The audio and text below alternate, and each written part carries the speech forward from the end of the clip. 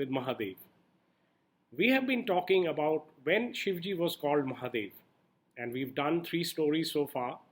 The first one being the one between Brahmaji and Vishnuji, and when Shivji appears as a column of fire. The second one, when the Ganga came to the earth and Shivji received her on his matlocks.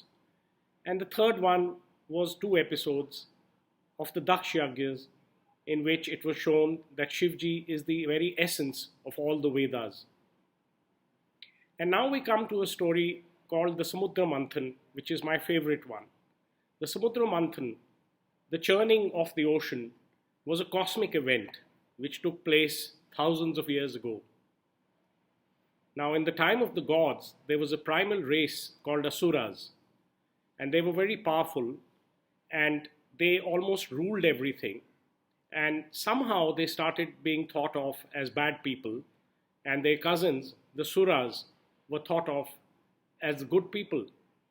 The Asuras are the ones that we call danavas, and the Suras are the ones we call devatas. And these two used to constantly fight with each other, always for supremacy. Now, there came a time when someone told all the danavas and the devatas that you guys keep fighting for supremacy and you never become immortal. So in the ocean, in the Mahasagar, there is Amrit, nectar, and there are many other beautiful goodies, and you have to churn the ocean to get all those things for yourselves, and then you can share them, and all of you can be immortal, and all of you can be rich, and all of you can be powerful thereafter. So for the first time, the Devatas and the Danavas, they put aside their differences, and they said, let's churn the ocean. Now, how would they do that? So they found a mountain called Meru, which was very strong and like a pillar, and put it in the middle of the ocean as a churner, on top of a cosmic tortoise as the holder, as the base. And then they asked the large serpent Vasuki to be the rope, around that, so that they could churn. And then they both had to, stand on one side and churn the ocean. And the Devatas, who were, by the way, thought to be the wily ones, they said to the Danavas that you stand at the head of the snake and we will stand at the tail. And the Danavas agreed because they wanted to do anything to be able to get the nectar. So they took their sides and they started churning the ocean. And what happened was that because of this rigorous exercise that Vasuki was going through, his body was being used as a churner. Just before the ambrosia was going to come up outside the ocean, he vomited. And that vomit was halahal, a great poison.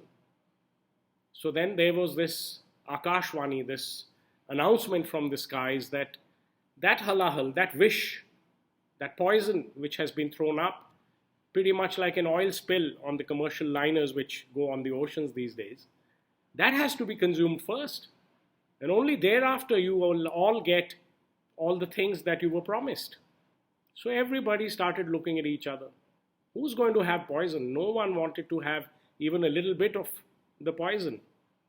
So the whole experiment was going to fail. And of course, then they thought of Shivji. Let's call Shivji. He wants for all the universe to be happy forever. So we will request him to have all the poison. So Shivji came, and yes, he cupped his hands and took out all the poison and drank it up, because it didn't matter to him what will happen to him after having so much of celestial poison, provided everybody gets the nectar, the ambrosia. And when he did that, although he was the Almighty God, he started shaking and stumbling, because there was a lot of poison to have. And everybody was really scared, what's going to happen now? And then at that time, Parvati came to the scene, and the poison which had gone till here to Shivji, she held his throat like that and stopped the poison here with her yogic powers. And he was saved.